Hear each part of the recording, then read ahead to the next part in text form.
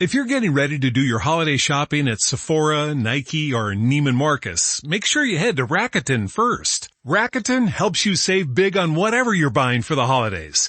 Getting gifts for friends and family? Get some cash back for yourself. Plus, save on festive home decor, party outfits, and that trip to see your fam.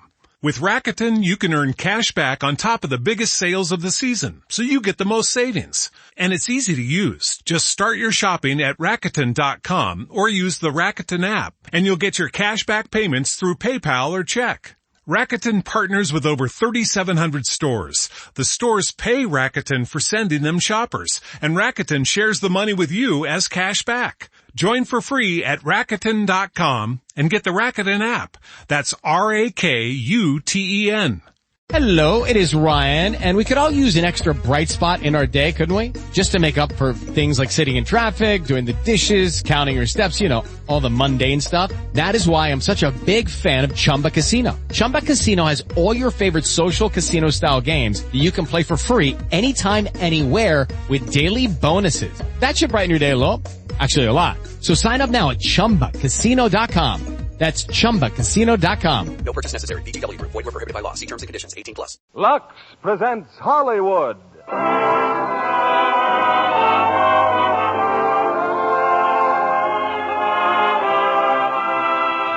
Lever Brothers Company, the makers of Lux Toilet Soap, bring you the Lux Radio Theater, starring James Stewart, Donna Reed, and Victor Moore in It's a Wonderful Life.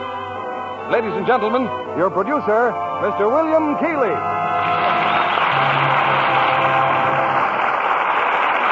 Greetings from Hollywood, ladies and gentlemen. Tonight we bring you one of the season's most inspiring hits, a Liberty Films production that's been nominated for the highest screen award. Yes, It's a Wonderful Life. And we present it now with its original fine stars, Jimmy Stewart and Donna Reed. Jimmy in the role which won him a nomination for the best performance of the year. Also in our cast is starred that fine comedian, Victor Moore. It's a Wonderful Life is the drama of a typical American. Might be you, it might be me. He dreams of glory, he lives in hope, he loves and doubts, and only Providence puts a final value on his service to humanity. Our story starts before the war, when life was normal. Shortages were generally unknown, and simple luxuries like Lux soap were abundant. I won't say that's the only reason people said it's a wonderful life, but I do know from the thousands of letters in our files that most of them said it's a wonderful soap. And they keep right on saying it day after day. In fact, the popularity of Lux soap is what makes it possible to present such entertainment as Frank Capra's great production, It's a Wonderful Life, starring Jimmy Stewart as George, Donna Reed as Mary Hatch, and Victor Moore as Clarence.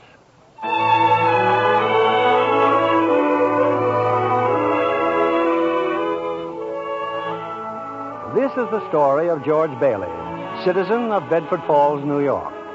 George Bailey, who more than anything under the sun wanted to see the world, the wonderful, exciting world that lay somewhere beyond the limits of his hometown. Oddly enough, this story does not begin in Bedford Falls. In fact, it doesn't begin anywhere in the world. It begins in heaven, where the superintendent of angels has just summoned an apprentice angel named Clarence. Oh, I'm really going down to earth, sir? Oh, how splendid. Yes. There's a very discouraged man down there, Clarence. George Bailey. At exactly 10:45 p.m., Earth time, he'll be thinking seriously of ending his life. Oh, dear, his life. Now, I want you to stop him if you can. Now, sit down. I'll give you Bailey's case history. Sir, if I should accomplish my mission, may I perhaps get my wings? I've been waiting over 200 years now, and, well, people are beginning to talk. Clarence, what's that book? The Adventures of Tom Sawyer, sir. I was reading it when you sent for me. Oh, fine book. Excellent. Well, you do a good job on George Bailey, and we'll see about your wings. Oh, thank you, sir. Now, listen. When George Bailey was a boy, 2 events occurred that you should keep in mind. One was when his young brother, Harry, fell through the ice and almost drowned. George saved him. Brother fell through the ice. George saved him. Ever since, George has had a bad ear. All that icy water, you understand. Yeah, bad ear. Yes, sir. The other event came a few months later. George used to work after school in Mr. Gower's drugstore. One day, Mr. Gower's only son died of influenza. It was a terrible blow, and poor Mr. Gower tried to lose his grief in whiskey. Where you been, George? Mrs. Blaine's called twice. What happened to her prescription? You lost it, didn't you? No, Mr. Gower. Here it is. Well, you good for nothing. Don't you know that Blaine girl's very sick? Mr. Gower, my ear. You're hurting my sore ear. Teach you to loaf, you lazy brat. Mr. Gower, you don't know what you're doing. You put something wrong in those capsules. Shut up. Oh, I know you feel bad, but look, Mr. Gower, look. This bottle, you use this bottle to make up the capsules. It's poison. Poison? Don't hurt my sore ear again, Mr. Gower. Oh, George. That's why you deliver, Mr. Gower. All I wanted was to make sure. George.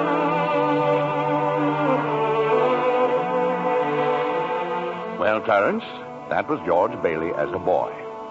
When he grew up, he wanted to go to college, but there just wasn't the money. So he worked 4 years in the Building and Loan Association.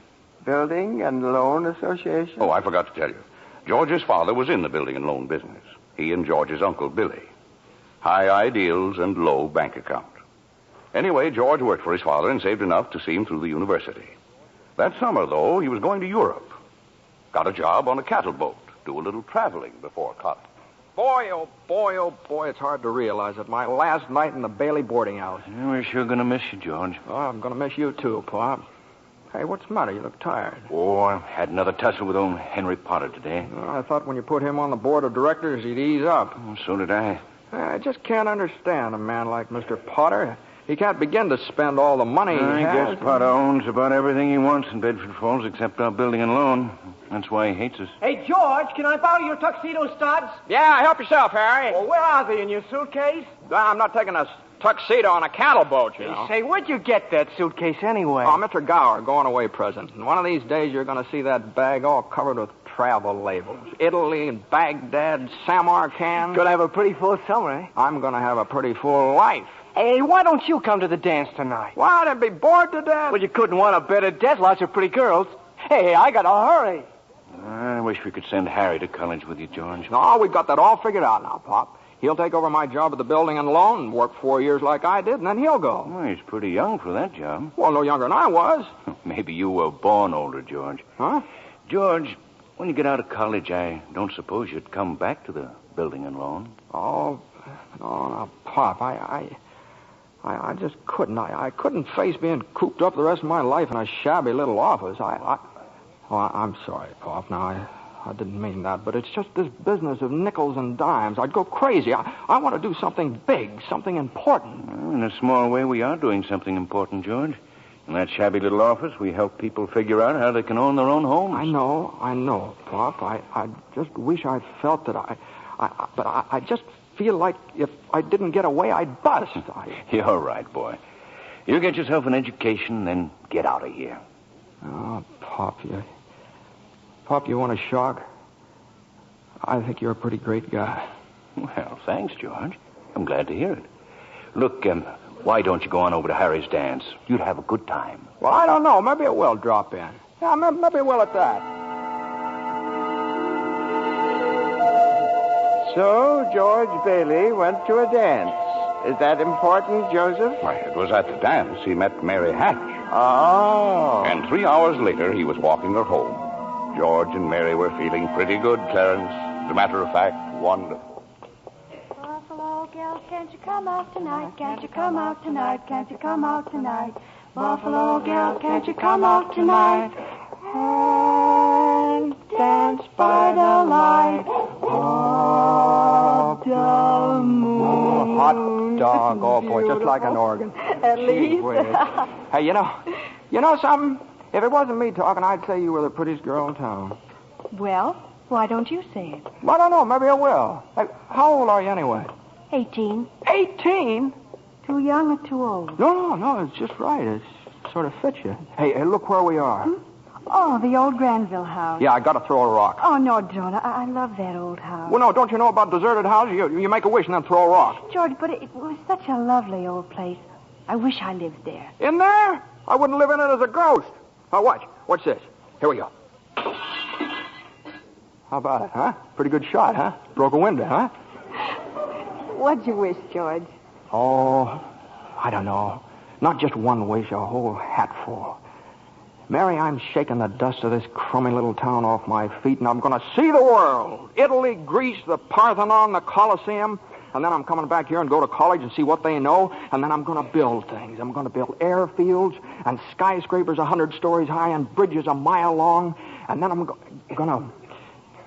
Hey, Mary. What is it you want? What do you want, huh? You want the moon?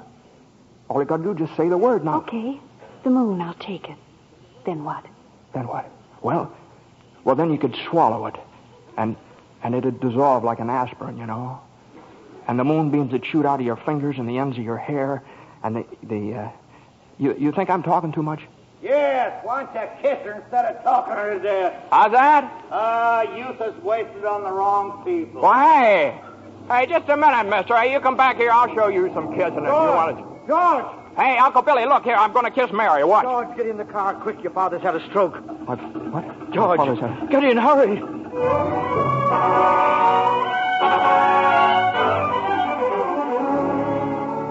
Well, George's father died that night, Clarence. So, of course, George couldn't go to Europe. But that fall, just as he was ready to leave for college, the directors of the building and loan had a meeting. They were going to appoint a successor to Mr. What was that you said, Mr. Potter? I said as long as Peter Bailey's dead, let's dissolve the building and loan. We don't need it. Now, wait a minute. Oh, you wait a minute. Peter Bailey was not a businessman. Ideals without common sense can ruin a town. What do we get? A discontented, lazy rabble instead of a thrifty working class. Hold on, Mr. Potter. I meant no disrespect, George, but... Oh, wait a minute there. Why my father ever started this cheap penny-ante building and loan, I'll never know. But just remember this, Mr. Potter, this rabble you're talking about, they do most of the working and the paying and living and dying in this community. Well, is it too much to have them work and pay and live and die in a couple of decent rooms and a bath? Anyway, my father didn't think so. People were human beings to him. But to you, a warped, frustrated old man, they're cattle.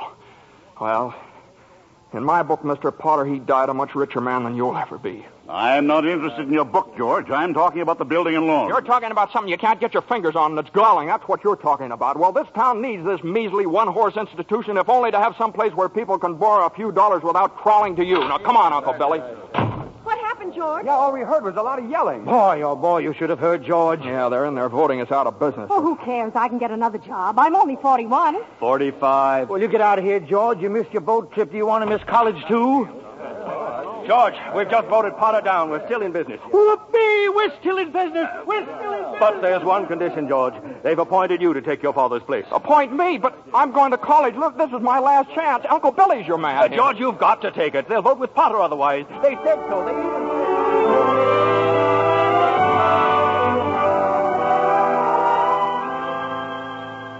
I know. George Bailey didn't go to college. That's right, Clarence. He gave his college money to Harry. Harry went instead. But what happened to that good-looking girl, you know, Mary? Oh, George saw her now and then. Not very often, though, because Mary went away to school, too. Anyway, George waited 4 years more for Harry to come back and take over the building and loan. He could still see the world. He planned to work in the oil fields, Venezuela. Except when Harry came home, he wasn't alone. There was a girl with him, his wife. George? Yeah, I'm out here on the porch, Mother. I just thought I'd get some air. Well, how do you like your new sister-in-law? Oh, she's swell. Looks like she can keep Harry on his toes. Yeah, I keep him out of Bedford Falls anyway. What do you mean? Well, Ruth's father, he's got a wonderful job for Harry up in Buffalo. Buffalo? Well, that means you can't... Yeah. George, did you know Mary Hatch is back from school? Hmm? Yeah. Nice girl, Mary. Mm-hmm. Oh, stop grunting. Give me one good reason why you shouldn't call on Mary. Well, Sam Wainwright. Sam's crazy about Mary. Well, she's not crazy about him. Well, now, how do you know that? Did she discuss it with you? Besides, Sam's away in New York. Oh, and all's fair in love and war. I see. Okay, Mother. I think I'll go out and find that girl and do a little passionate necking. Oh, George. Goodbye, Miss Bailey. By the way, do you want any books at the library? Library? George! George, you go and see Mary. Do you hear?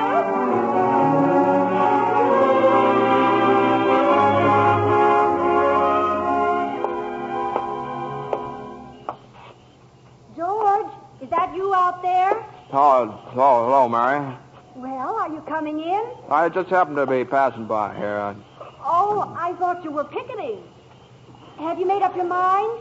How's that? Have you made up your mind About what? about coming in? Your mother just phoned. She said you were coming over. My mother just phoned. What does she mean, Carla? I just happened to be passing by, that's all. I didn't... Well, I'll come in for a minute, but I didn't tell anybody I was coming here. You fella can't go out for a walk nowadays without you. When'd you get back? Tuesday. Where'd you get that dress? Do you like it? It's all right. Well, no point standing here on the porch. Come on in. I still can't understand it. I didn't tell anybody I was coming here, you know. Would you rather leave? Well, no, I don't want to be rude. Sit down for a while. It's nice about your brother and Ruth, isn't it? Yeah. That's all right. Don't you like her? Well, of course I like her. She's a peach. Oh, just marriage in general, you're not enthusiastic. With Lucky Land Slots, you can get lucky just about anywhere. Dearly beloved, we are gathered here today to... Has anyone seen the bride and groom? Sorry, we're here. We were getting lucky in the limo and we lost track of time. No, Lucky Land Casino, with cash prizes that add up quicker than a guest registry. In that case, I pronounce you lucky. Play for free at LuckyLandSlots.com. Daily bonuses are waiting. No purchase necessary. Void where prohibited by law. 18+. Terms and conditions apply. See website for details. About him? No. Marriage is all right for a lot of people. It's all right for Harry, and Sam Wainwright, and you. For Sam? Mary? It's George Bailey, Mother. What's he want? I don't know. What do you want? Me? Not a thing. Not a thing, and I just came in to get warm. He's making violent love to me, Mother. You just tell him to go right back home. Sam said he'd call you tonight from New York, didn't he? I guess so. How about some music? Your mother needs it. I didn't come here to... What did you come here for, then? I don't know. You're supposed to be the one with all the answers. You tell me. Oh, why don't you go home? I don't know why I came here in the first place. Good night. Good night. Okay, the way you're shouting, you'd think that... You'd think what? All right, I'll get it.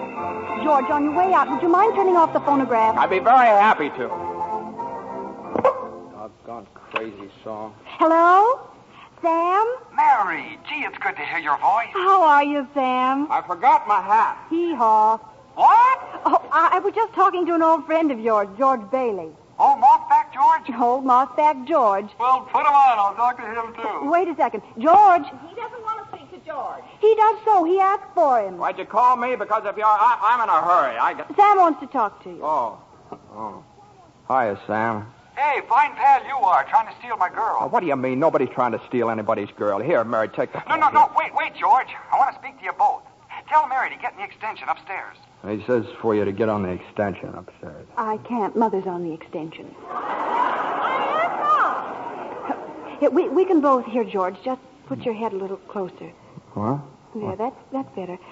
We're listening, Sam. Well, I have a big deal coming up that's going to make us all rich. George, you remember that time you told me about making plastics out of soybeans? Soybeans? Yeah. Soybeans, yeah. Well, my father's checked into it, George, see? And now he's going to put up a factory. How do you like that? A factory, huh? And here's the point, George. I may have a job for you unless you're still married to that broken-down building and loan. Oh, Mary? I'm here. You tell that guy I'm giving him a chance of a lifetime. Do you hear? He says it's the chance of a lifetime. Give me that phone. Here's George again, Sam. George. Now, you listen to me, Mary. I don't want any plastics, and I don't want any job, and I don't want to get married ever to anyone. Do you understand that? I want to do what I want to do, and you're not going to trick me. And you're... Mary. George. Mary. Oh, Mary, darling, I love you, Mary.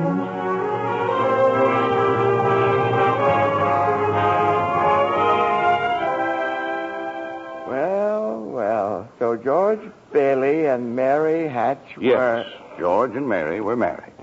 And they started off on their honeymoon in Ernie Bishop's taxicab. Hey, where are you two going on this here now honeymoon? We're going to shoot the works, Ernie. A whole week in New York, a whole week in Bermuda, the highest hotel, the oldest champagne, the hottest music, and the prettiest wife. So you're finally getting out of Bedford Falls, huh? Then what? Then what, honey? After that, who cares? That does it. Hey, you know, Mrs. Bailey, I haven't kissed you. Hey, George, there's something funny going on over there. Look over there at the bank. It looks like a run. All right. Pull over a minute, will you, Ernie? George, let's not stop. Please, let's go straight to the No, wait a station. minute. I'd better see what it is. I'll be right back. George, please. George!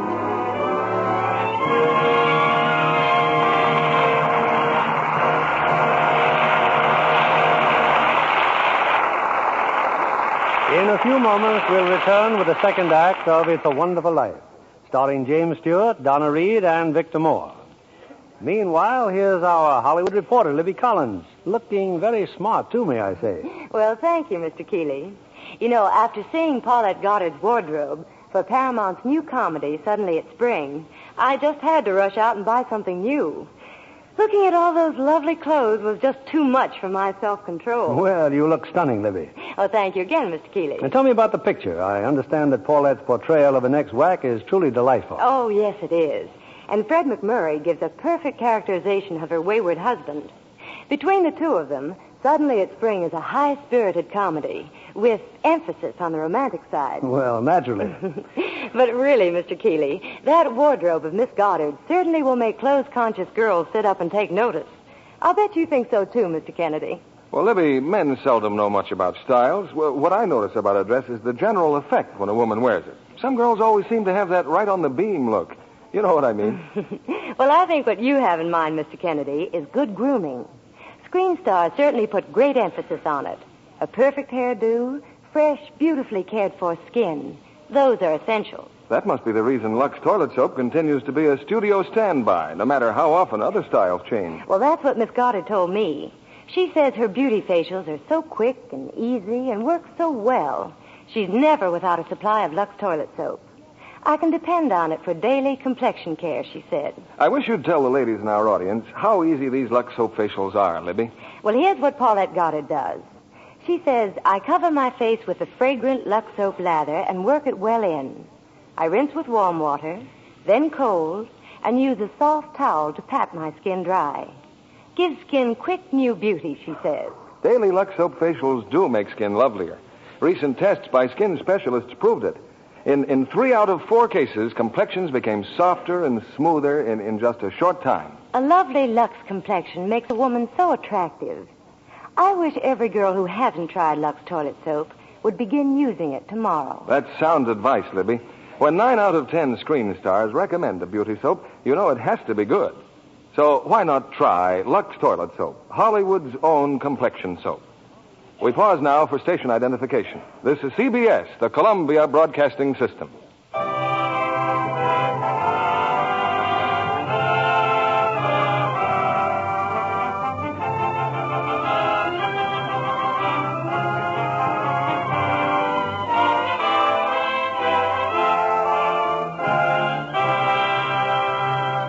Act 2 of It's a Wonderful Life, starring Jimmy Stewart as George, Donna Reed as Mary, and Victor Moore as Clarence.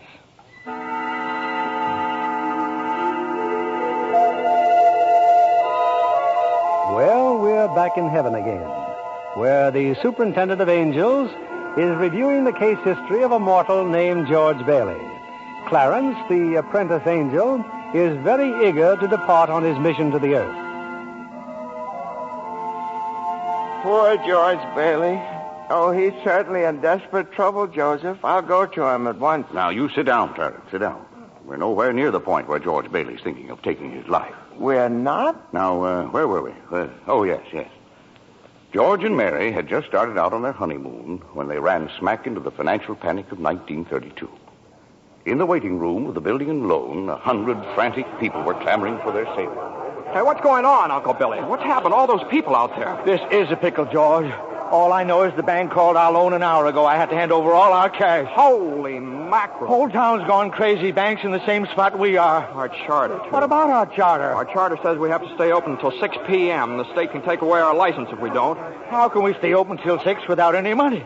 George, where are you going? Out to talk to those people. Come on. please. Now, please, folks. Now, just a minute. Just a minute. Now, please. How about our money, George? Where's our money? Well, come on, now, please. Well, wait a minute. Now, listen to me. Now, you're thinking of this place all wrong. Your money's not here. Wait a minute now. Let me tell you, your money's in people's houses. In the Kennedy house, and the McLaren house, and in your house, and 100 others. Now, what are you going to do, foreclose on them? I got $240 in shares. Now, let me have it. All right, Charlie. Now, you'll get your money in 60 days. 60 days? Well, now, look, that's what you agreed on when you bought your shares. I got my money. Yes. Old man Potter's taking over the bank. He'll pay you 50 cents on every dollar. Then let's take our shares to Potter. Half is better than nothing. Now, wait a minute. Please, folks. I beg of you not to do this. If Potter gets hold of your shares, he'll be owning this building and loan. And he's got the bank, he's got the bus line, he's got the department stores, and now he's after us because he wants to keep you living in his shacks and paying the kind of rent he decides to charge. Now, we can get through this thing all right, but we've got to stick together. We've got to have faith in each other. My husband's out of work. We need money. I've got doctor bills to pay. I can't feed my kids on saved. We still got some money. Hey, Mary. Here it is, George. You told me to hold on to it. Would have made a nice honeymoon. Bought furniture, too. Hey, now, wait a minute, folks. Listen. I've got $2,000. All right, Charlie, how much do you need? $240. No, Charlie, now listen, just enough to tide you over. I said $240. Okay. Uncle Billy, give Charlie $240. All right, Ed. Now, how much just to get by on? $20, I suppose. Now you're talking. Now, Mrs. Thompson, how about you? $20 will do me. Good. $20. Uncle Billy, pay it back when you can now. Pay it back when you can. All right. Who's next?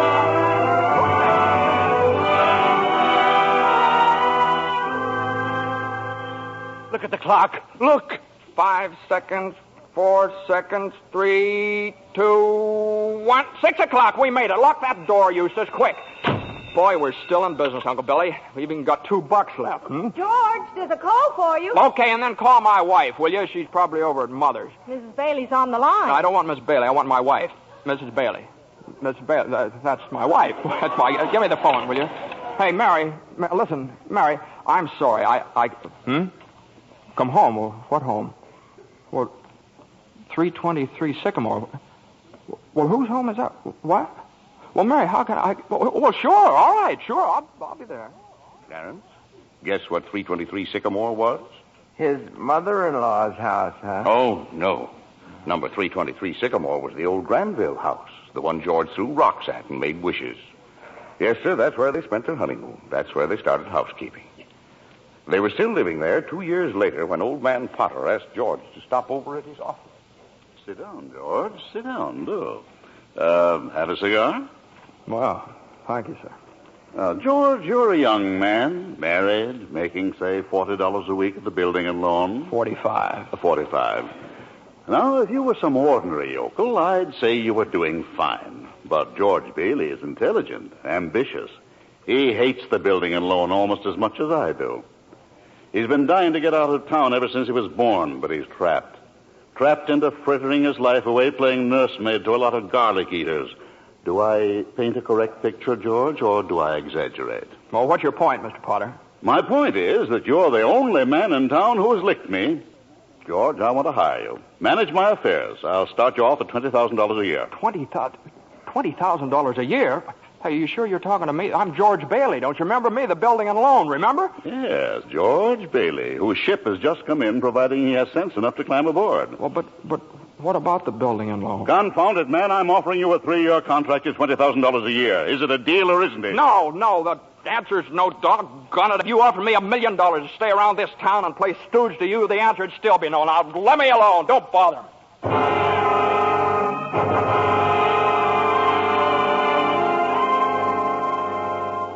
George, what did Mr. Potter want? Oh, nothing. He just talk. It's nothing. Oh, gee. Mary Hatch. Mary, why in the world did you ever marry a guy like me anyway? To keep from being an old maid. I was going to see the world. I was going to build things. I was going to give you the moon. What have I given you? Not even a new dress, not for months. Gee whiz, I feel awful. So do I. Mornings especially. I could have married Sam Wainwright, anybody else in town. I didn't want to marry anybody else. I want my baby to look like you. No, you didn't even have a honeymoon, and I promised you that you what? My baby. You Hey, Mary, you mean you're on the nest?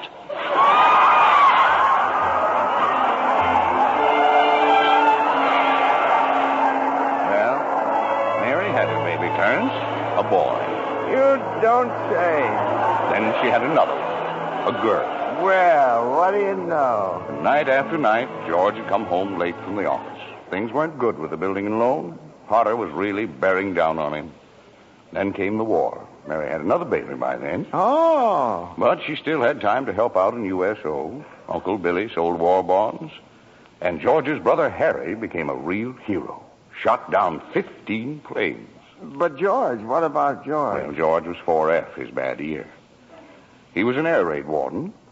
On VE Day, he wept and prayed. On VJ Day, he wept and prayed again. We're getting pretty close to today, aren't we, sir? Yes, Clarence. You now know almost everything you have to know about George Bailey, except what happened that finds him down there at this moment, wanting to die. Well, sir, well? Well, today's the day before Christmas, Earth time. George is pretty excited. Hey, Tilly! Eustace! Hey, look at the newspaper. Commander Harry Bailey, decorated by the president. That's my kid brother. The Congressional Medal of Honor. Gosh, George, gosh. What do you think about the 15 Jap planes? And the last one he got was just about to dive into a transport loaded with soldiers. You know what that means? He saved lives, hundreds of lives. Hey, gee, where's Uncle Billy? Huh? We're going to the bank, George. He's Oh. depositing that $8,000. Good. Who's that in his office there? It's that man again, the bank examiner. Oh, yeah. Well, good afternoon, Mr. Carter. Hey, Tilly, get the books from Mr. Carter. Will you? You know, that's my brother's picture there, Mr. Carter. He shot down 15 planes, and one of them was just about...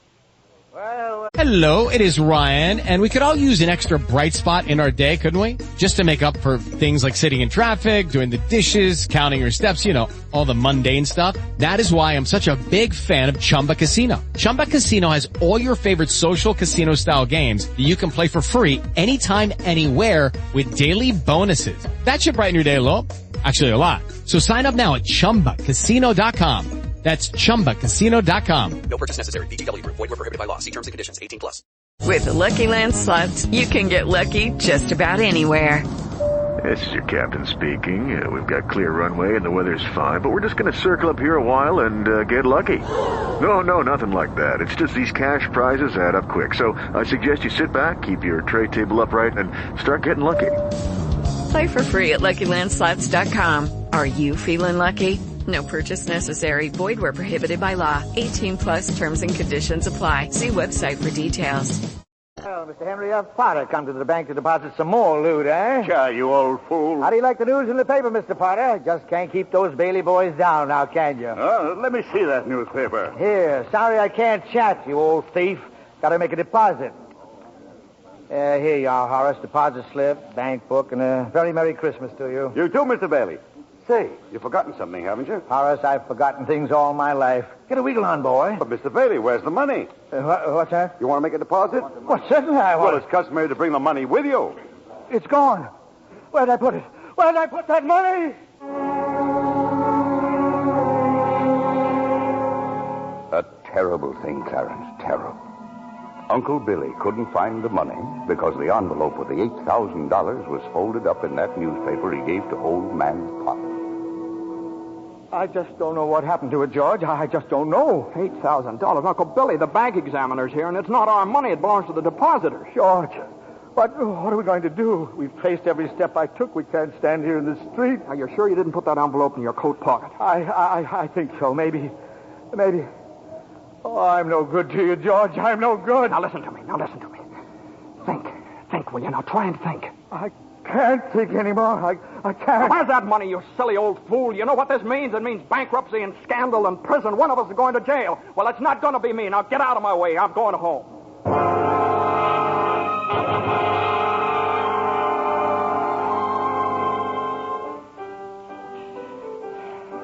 George, dear, what's wrong? You haven't said a word since you came home. Oh, well, that banging on that piano. Does she have to just keep playing that same piece over and over and over and over again? I have to practice for the Christmas party, Daddy. What is it, dear? Another hectic day.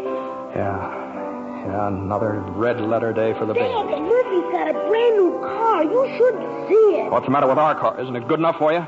I'm sorry, Dad. I only... Run upstairs, Petey. See if Zuzu's all right. Okay, Mom. Now, what do you mean? What, see if Zuzu's all right? What do you mean? Oh, she caught a little cold coming home from school. She didn't button up her coat. Well, what is it? What do you mean, just a cold? George, the doctor said it was nothing serious. Was the doctor here? Well, I thought he'd better look at her. It's his old drafty house. It's no wonder we don't all have pneumonia. Might as well be living in a refrigerator. Why'd we have to live here in the first place and stay around this measly, crummy old town? George, what's happened? Everything's happened. You call this a happy family? Why do we have to have all these kids? Daddy, how do you spell frankincense? I don't know how you spell. You ask your mother. Where are you going? Upstairs to see Zuzu. Hello? Oh, thank you, Mrs. Welch. I'm sure she'll be all right. Who's that? Zuzu's school teacher. What? Oh, yes, the doctor says she'll be fine tomorrow. Here, give me that phone. George, please. Mrs. Welsh? Well, this is Mr. Bailey. Say, what kind of a teacher are you anyway? What do you mean sending Zuzu home like that half naked? Do you realize you probably end up with pneumonia just because of your stupidity? You know, maybe my kids aren't the best dressed kids in town, but at least... Hello? Janie, will you stop playing that lousy piano? I'll cut it out. Stop it! George, for heaven's sake, what's wrong with you? I'm sorry. Janie, I'm sorry. Mary, I've just got to get out of here.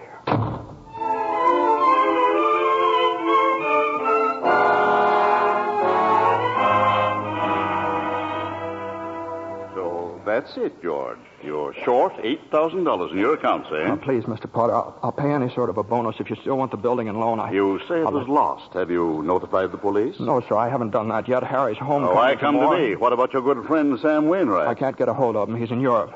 What kind of security would I have, George? What collateral? Yes, sir, I have some life insurance here. $15,000 policy. What's your equity in it? $500. And you want $8,000? You once called me a warped, frustrated old man. Well, what are you but a warped, frustrated young man crawling on your hands and knees for help? Why don't you go to the riffraff you love so well? Ask them for help. I'll do anything, Mr. Potter, please. Please help me, Miss. My wife and kids... I'm calling the district attorney. $500. You know something, George? You're worth more dead than you are alive. Now get out of here. Get out.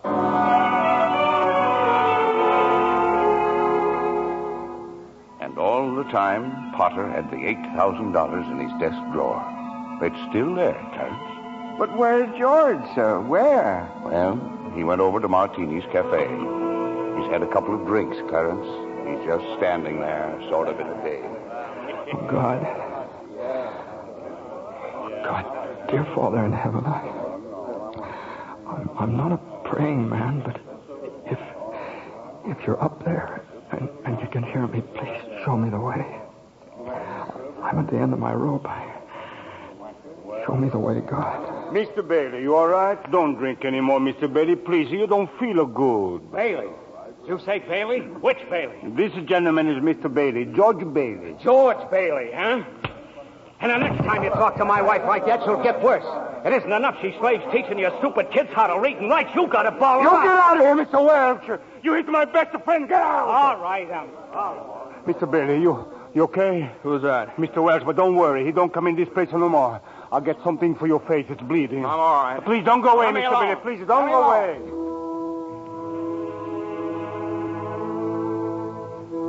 Well, George left Martini's Cafe 5 minutes ago, Clarence. He's at the river now, on the bridge, looking at the water. Are you ready, Clarence? All ready, sir. Very well. Save George Bailey's life, and you get your wings. My wings. Oh, thank you, Joseph. George! George Bailey! Get away from that bridge! You hear me? George! George!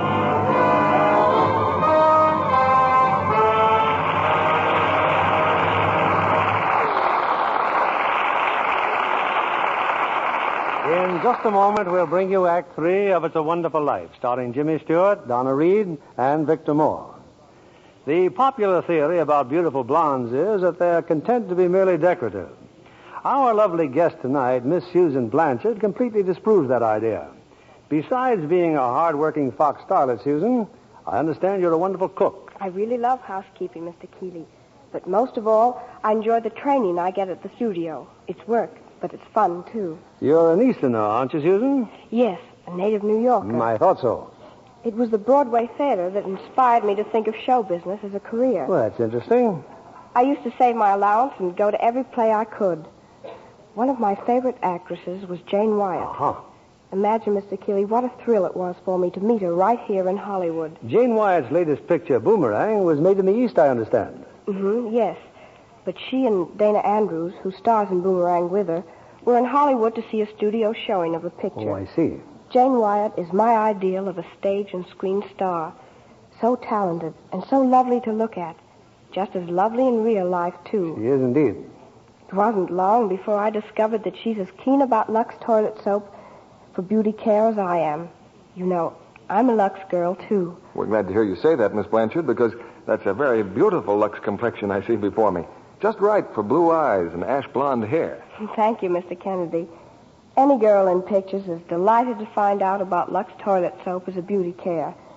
Active lather facials are so quick and easy, and they really make a difference in your skin. Thousands of busy, attractive women have discovered that, Miss Blanchard. Daily Lux Soap complexion care does make skin lovelier. Otherwise, it wouldn't be the choice of 9 out of 10 screen stars. Lux toilet soap is all-around beauty care for me. I use it as a bath soap, too. It has such delightful perfume, leaves a lovely fragrance on the skin. Thank you, Miss Susan Blanchard.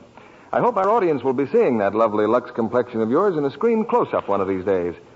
Now, back to our producer, William Keeley. Act 3 of It's a Wonderful Life, starring Jimmy Stewart, Donna Reed, and Victor Moore.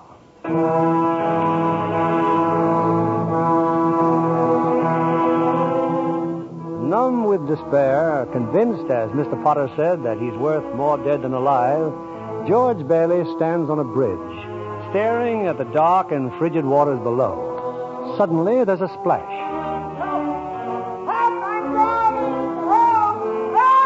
No, that's not George. It's Clarence, the apprentice angel. And there goes George in after him. It's a few minutes later now, and in the bridge-keeper's shack, George and Clarence are drying off. You both sure you're all right? You want a doctor? No, I'm all right. Oh, I'm fine. This underwear, I didn't have time to get anything more stylish. My wife gave me this on my last birthday. I passed away, and You what, mister? I see Tom Sawyer is drying out, too. Who? My book. I left in such a hurry, I brought Tom Sawyer with me. Hey, how'd you happen to fall in? Oh, I jumped in. I jumped in to save you. Jumped in to save me? Well, I did, didn't I? You didn't go through with it, did you? Go through with what? Suicide. Hey, it's against the law to commit suicide around here. Yeah, it's against the law where I come from, too. Where do you come from? Heaven. Oh, that's very funny. Your lips bleeding. Yeah, I got a bust in the jaw in answer to a prayer. Oh, no, George. I'm the answer to your prayer. Hey, how'd you know my name? Oh, I know all about you. Well, who are you supposed to be, anyway? Clarence Oddbody, AS2. Clarence Oddbody. What's the AS2 for? Angel, second class. Hey, I'm getting out of here. You may not need a doctor, but I do. Cheerio, my good man. Hey, look here. Why'd you want to save me? Because I'm your guardian angel, George. Oh, I see. Uh-huh. Well, you look like about the kind of an angel I'd get. What happened to your wings? Well, I haven't won my wings yet. That's why I'm an angel, second class. Oh, I see. But you can help me earn them, George, by letting me help you. Oh, don't happen to have $8,000 on you, do you? Oh, no. We don't use money in heaven. Oh, that's right. Yeah, I keep forgetting. Oh, I see. Comes in pretty handy down here, bub. Oh, tut. Of course, I found it out a little late. You know, I'm worth more dead than alive. You mustn't talk like that. Joseph will never give me my wings if you keep feeling that way. You just don't realize what you've done for your folks. Why, if it hadn't been for you... Yes, if it hadn't been for me, everybody would be better off. My wife and my kids and my friends. Oh, this is not going to be easy. And I'll be better off if I hadn't been born. What did you say? I said I wish I'd never been born. George, that's wonderful. Wonderful? What? The idea you just gave me. Well, you got your wish. You've never been born. I've never been born. Exactly. No worries, no $8,000 to get, nothing. You simply don't exist. All right, okay, all right. George, I can do things, strange things. I can show you the world, George, the way it would be if you hadn't been born. Hey, wait a minute. This ear of mine. Hey, say something else in that bad ear. You don't have a bad ear anymore. Oh, I don't think you're concentrating. Oh. Don't you see? You're not the George Bailey you think you are. You're nobody. Oh, that's the doggonest thing I ever saw, that ear. Your lips stopped bleeding, too. Yeah. Hey, what's happening around here? What is this, anyway? I need a drink. That's what I need. What about you, Angel? You want a drink? Well, I don't quite know. Come on. We'll go as soon as our clothes are dry. Clothes are dry, George. Hey, so they are. That's funny. Well, look, let's get dressed and we'll stroll over to Martini's and then... excuse me. I'll stroll. You fly. Oh, no, I don't have my You don't wings. have your wings yet. No. That's right. I forgot that again. A couple of drinks and we'll both fly. Huh?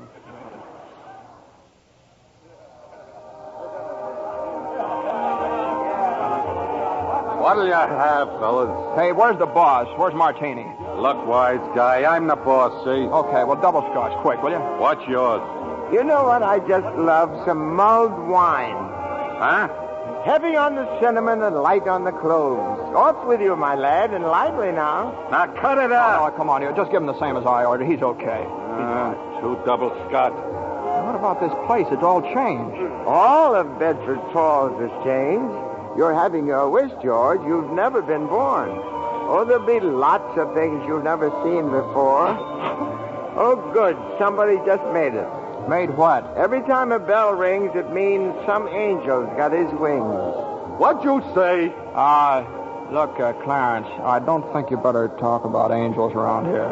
Don't they believe in angels? Oh, yeah, they believe in them, but it's just a little then thing. Why should people be surprised when they see one? Don't mind him, bartender. He's just a little fella. He just never grew up, man. How old are you anyway, Clarence? Well, next May, I'll be 293. That does it. A couple of pixies, huh? Go on, get. You hear me? Get. Where's Martini? Will you Stop tell me? asking about Martini. Ain't here any... Hey, you. Rummy, didn't I tell you never to come panhandling around here? George, look. Hey, it's Mr. Gower. Mr. Gower. Listen, Mr. Gower, don't you know me? This is George Bailey. You buy me a drink, mister? Just one drink, will you, mister? Pinky! Yeah, Nick. Throw the rummy out. Oh, no, please. Hey, bartender, that's Mr. Gower, the druggist. That rumhead spent 20 years in jail for poisoning some kid. If you knew him, you must be a jailbird yourself. Pinky, here's 2 more. Get him out of here. Well, get up, George. Good thing you threw us in the snowbank, huh? Where's Mr. Gower? Mr. Gower doesn't know you, George. You see, you weren't there to stop him from putting poison into that prescription. What do you mean I wasn't there? Look, tell me, what are you? Are you a hypnotist? George. Look, why am I seeing all these strange things here? Don't you understand? It's because you were not born. Well, if I wasn't born, then who am I? Nobody. You have no identity. What do you mean I have no identity? No papers, no driver's license, no 4F card, no insurance policy. Zuzu's bell. What? Zuzu's bell. I bought my little girl a bell to hang on the Christmas tree, and I forgot to give it to her. I've got it in my... It's gone. It's gone, too. Everything's gone. But you've been given a great gift, George. A chance to see what the world would be like if you'd never been born. You're crazy. You're crazy as a bedbug, and you're driving me crazy, too. Now, look, I'm going home to my wife and family. Do you understand that? And I'm going home alone. Better not leave him alone, Clarence. Keep following him. Joseph, I'll stay near him, sir. Poor George. He's seeing Main Street now the way it'd be if he hadn't lived. The thing that's really shocked him, sir, is the building and loan office. Know what's there now? Pawn shop. What's he doing? Can you see? He's talking to Ernie Bishop, the taxi driver. He wants to go home. You better tag along, Clarence. Oh, I will, sir. I will. Come on, step on it, will you, Ernie? Get me home. I'm off my nut. Where do you live, buddy? Oh, now, doggone it, Ernie. Don't you start pulling that stuff on me. 323 Sycamore. 323 Sycamore. Yeah, hurry up. Zuzu's sick. Okay, buddy. Hey, look, Ernie, I don't know what's happened. I'm going crazy or something. I got some bad liquor. Now, look, tell me this now. You're Ernie Bishop, right? And you live with your wife and kid down... You see my wife? What do you mean? I've seen your wife. I've been in your house 100 times. What do you... We built it for you, didn't we? My wife took the kid and ran away 5 years ago, and I ain't never seen you before in my life, see? Okay, Ernie. Okay. Just step on it. Get me home.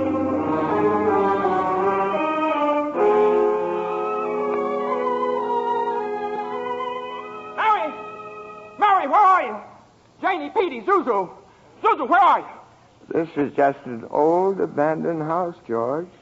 You have no wife, no children. Where are they? What have you done with them? Hey, I'll break that thing. See, I told you. All right, up with your hands. Oh, Bert the cop. Thank heaven you're here. Now, look, why don't you be a good fella and I'll take you to a doctor? Bert, listen to me. What's the matter with you guys? Now, listen, it's that fellow there. He says he's an angel. He tried to hypnotize me. I hate to use my nightstick, but I guess I... Ow! Run, George, run. He can't hit you while I'm fighting him. George, run. My teeth aren't what they used to be. Joseph, help! Joseph! Where'd they go, Ernie? Where'd they go? I don't know. They just disappeared.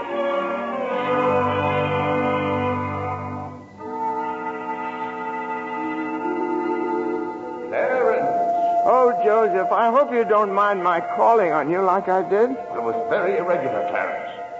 You're by yourself again. Where's George? He's at his mother's house, sir. Well, if George hasn't been born, he has no mother. Oh, he's being very stubborn, sir. He'll just have to find these things out for himself. But his mother, that's a terribly bitter blow to a man, his own mother not knowing him. You mean I shouldn't have let him... I mean you better find him right away.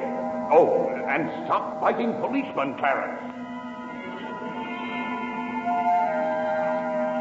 I'm here again, George. My own mother didn't know me. If only Harry were here. If my brother were only back from Washington. Your brother fell through the ice and was drowned at the age of 9. Well, that's a lie. He got the Congressional Medal of Honor. He saved the lives of every man on that transport. Every man on that transport died. Strange, isn't it? Each man's life touches so many other lives. Harry wasn't there to save them because you weren't there to save Harry. Don't you see, George? You really had a wonderful life. Don't you see what a mistake it would be to throw it away? Clarence. Yes? Where's Mary? Please, where's my wife? I'm not supposed to tell. Tell me where she is. You're not going to like it, George. Where is she? I'll choke it out of you if I have to. Where's my wife? The library. She works there. She's just about to lock up for the night. So George, come back. Oh, there must be some easier way for me to get my wings. Mary. I'm sorry, the library's closed. Mary, it's George. Don't you know me? No, I don't know you. Let me go. Mary, please, don't do this to me. Mary, please, help me. Help me. Where are our kids? Mary, I need you, Mary. Get please. away from me. Help! Me. Help me, Mary. I'm George. Mary.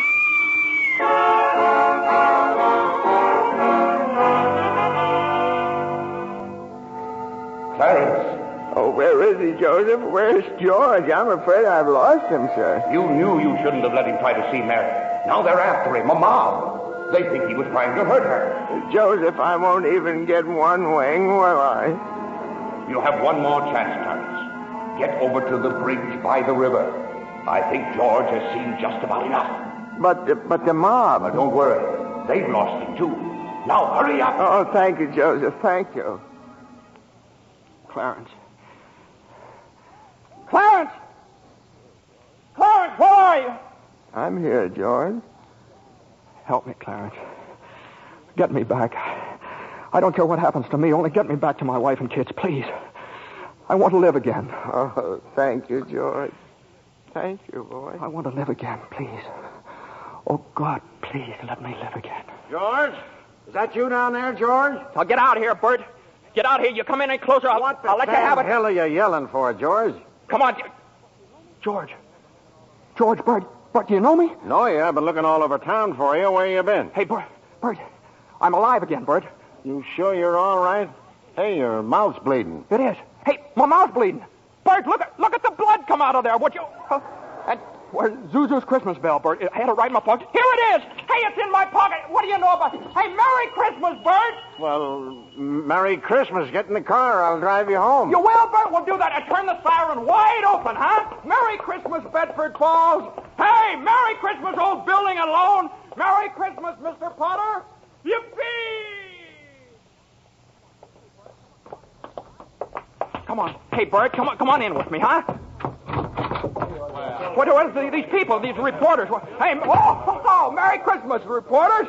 Hey, Mr. Bank Examiner, Merry Christmas. Mr. Bailey, there's a deficit. I know, $8,000, I'll bet, huh? George, I've got a little paper here. I'm sorry. I bet it's a warrant for my arrest. Isn't that wonderful? Merry Christmas. Hey, where's Mary, you know? Look at this wonderful old drafty house. Isn't it wonderful? Have you seen my wife? Where's Mary? Mary! Kids! Hey, kids! Janie, Petey! Hey, I could eat you up. Where's your mother? She went looking for you, Daddy, with Uncle Billy. Daddy. Zuzu, my little ginger snap. How do you feel, huh? Fine, Daddy. Not a snitch's temperature. Not a snitch of temperature. Hallelujah! George, darling. It's Mommy. Mommy's home. Mary. George, where have you been? Mary. George, Mary, now look, just let me touch you. Oh, you're real, Mary. Oh, you've no idea what happened to me. You've no idea what's happened either. They're on their way here. Who's on their way? Oh, the police department? The FBI, the National Guard? I'm alive again, Mary. Oh, listen, Mary, I'm alive again. Oh, yes, darling, yes. Now close your eyes and come on downstairs.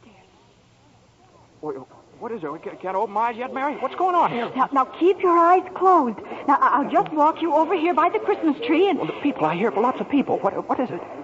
Lots of people. Just 1 minute now. We're all ready, Uncle Billy. Come in, everybody.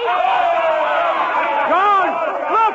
Just look! Uncle Billy! Money, George, a laundry basket filled with money. Money for you. Mary did it, George. Mary! I don't understand. What money? What... People heard you in trouble, darling. These people, your friends, they've collected this money for you. The $8,000. Charlie. Hey, there's Martini. Mr. Gower. Hey, how are you, Mr. Gower? Mrs. Thompson, Ed, Tom, everybody. None of us would have a roof over our heads if it wasn't for you, George. Gosh, this is wonderful. Hey, Mary, look who's coming in. Mother. Hi, Mother. Hey, and Harry. Got Mary's telegram, George. I flew in as fast as I could. Hey, everybody, a toast. How about a toast? Oh, good idea, Ernie. A toast to my big brother, George, the richest man in town. Daddy, my Christmas bell. You didn't forget. Forget? Here, honey. Here's your bell. Daddy. Darling, what's this on the table here? This book? The Adventures of Tom Sawyer. Look, there's something written in it. Dear George, remember no man is a failure who has friends. Thanks for the wings. Love, Clarence. Clarence? Yeah, he's a very dear friend of mine. Daddy, this is Welsh. Every time a bell rings, an angel gets his wings. That's right, Zuzu. That's right. That's right. Attaboy, Clarence. Attaboy, Clarence. Happy landing.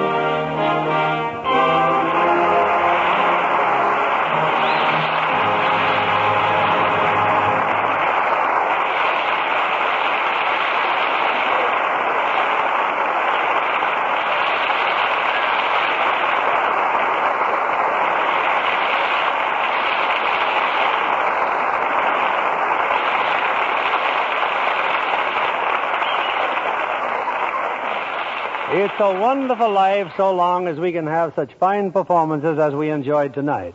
From Jimmy Stewart, Donna Reed, and Victor Moore. Jimmy, I'd like to thank whatever guardian angel whisked you back from Texas for our show this evening. Well, that guardian angel was an airline's wing, Bill.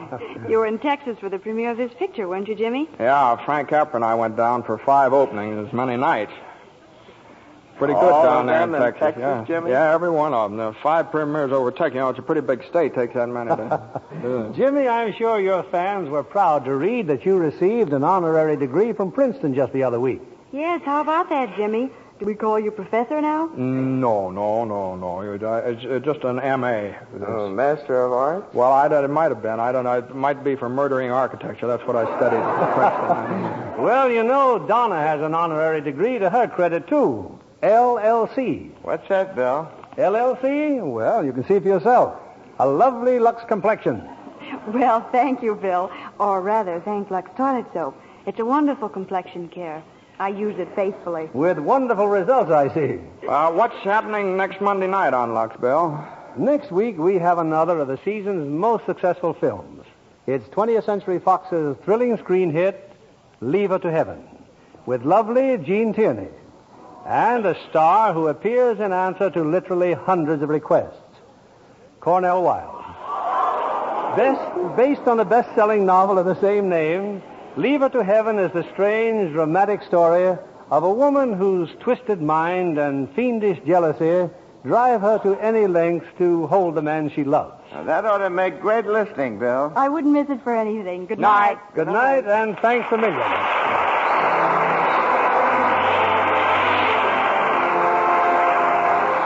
Lever Brothers Company, the makers of Lux Toilet Soap, join me in inviting you to be with us again next Monday evening when the Lux Radio Theater presents Jean Tierney and Cornell Wilde in Leave Her to Heaven.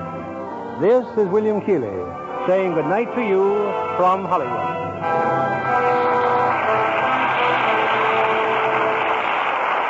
Here's a sure way to save on your meat and grocery bills. Turn in used kitchen fats to your butcher and receive a generous price for every pound. The worldwide supply of fats is still desperately short, and every drop you save helps in the making of soap, refrigerators, and other needed items. So save and turn in your used kitchen fats. Donna Reed appeared through the courtesy of Metro-Goldwyn-Mayer, producers of The Beginning or the End, starring Brian Donlevy and Robert Walker.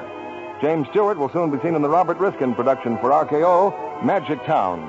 Victor Moore will soon be seen in Roy Del Ruth's production, It Happened on Fifth Avenue. Our music was directed by Louis Silvers. This program is broadcast to our men and women overseas through cooperation with the Armed Forces Radio Service.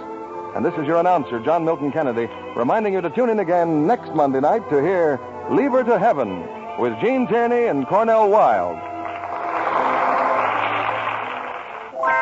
Spry. When you bake and fry, for your cake and pie, get your shortening by, rely on Spry. Want fried foods crisp, golden, better tasting? Try Spry, the pure vegetable shortening that gives you delicious, better tasting fried foods. So digestible, too, the Spry way. Rely on Spry. S-P-R-Y. Rely on Spry. S-P-R-Y. Be sure to listen in again next Monday night to hear the Lux Radio Theater presentation of Leave Her to Heaven. This is CBS, the Columbia Broadcasting System.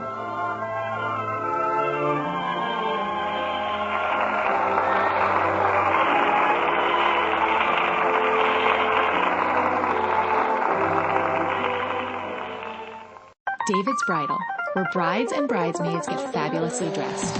We let our friends pick out what we wear, show off our dance moves, obsess over every little detail, hold your hand through it all, smile bravely when it's time to let go. Make your dreams come true. The things we do for love. Only at David's Bridal. When you wake up well-rested on a great mattress, everything becomes clear. I do have a favorite child. Things you missed when you were tired finally reveal themselves. I use memes as a coping mechanism. It's Mattress Firm's once-a-year sale and clearance. Get up to 60% off select Sealy, plus a free adjustable base, all with free and fast delivery. Deals this big won't last long, so don't miss out. The right mattress matters. We'll find yours. Restrictions apply. See store or website for details.